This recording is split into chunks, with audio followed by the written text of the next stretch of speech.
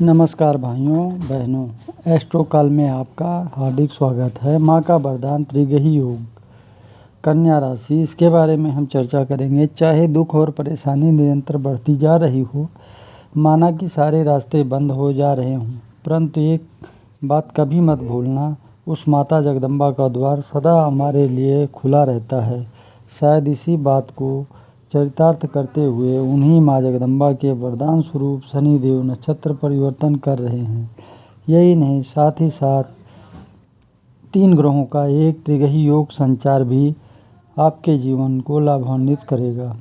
यही आप और हम समझने वाले हैं। साथ ही साथ किन उपाय से हम अपने जीवन को सफल बना पाएंगे। प्रारंभ करते हैं उस तारीख को 15 अक्टूबर का समय, जो माता रानी के आगमन का समय होगा, नवरात्रि का शुभ समय होगा। ठीक इसी दिन शनिदेव महाराज अपने नक्षत्र शविष्ठा को छोड़कर धनिष्ठा नक्षत्र में प्रवेश कर जाएंगे। धनिष्ठा नक्षत्र के अधिपति मंगल बनते हैं। आपके जीवन में इनका क्या प्रभाव होगा? मंगल आपके पराक्रम भाव में बनते हैं। ये आपके अष्टमाधिपति बनते हैं। माना कि हमने विपत्तियों को सहा है, बाधाओं को सहा है, ऐसी परिस्थिति में ऐसा देखा है जो विकल्प निकल कर नहीं आ रहा है, तो ऐसी स्थिति में माता रानी का द्वार आपके लिए खुला हुआ है। इसी समय पर 3 ग्रहों का समावेश बन जाएगा, वो भी कहाँ? आपके अपने धन भाव में इनका समावेश बन जाएगा। प्रभाव क्या होगा? सूर्य देवता यहाँ पर ठीक नवरात्रि में 17 अक्टूबर से 16 नवंबर तक नीच की राशि तुला राशि में परिवर्तन कर जाएंगे, जो आपके धन भाव में होंगे।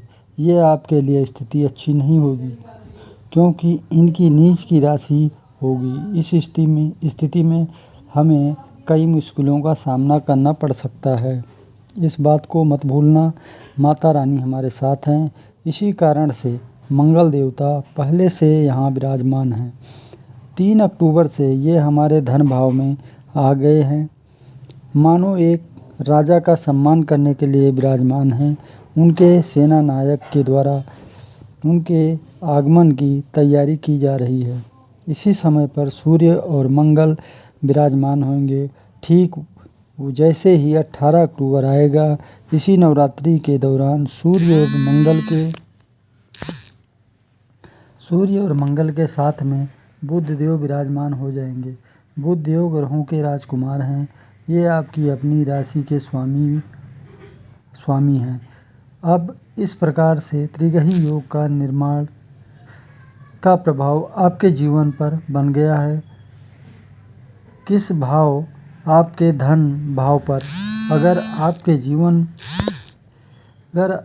जीवन में कोई परेशानी निरंतर बढ़ रही है, तो उस पर विराम लगने का समय आ गया है। इन ग्रहों के द्वारा किया जाएगा। माना सूर्य भगवान नीच के हैं, लेकिन मंगल कौन है? मंगल शक्ति के स्वरूप हैं। माँ को भी हम शक्ति स्वरूप मानते हैं। या देवी सर्वभूतेषु शक्ति रूपेण संस्थिता नमस्तस्यै नमस्तस्यै नमस्तस्यै नमो नमः। मंगल महाराज शक्ति के स्वरूप हैं। मानो जगदम्बा जी ने इनको सूर्य के साथ में दे रखा है।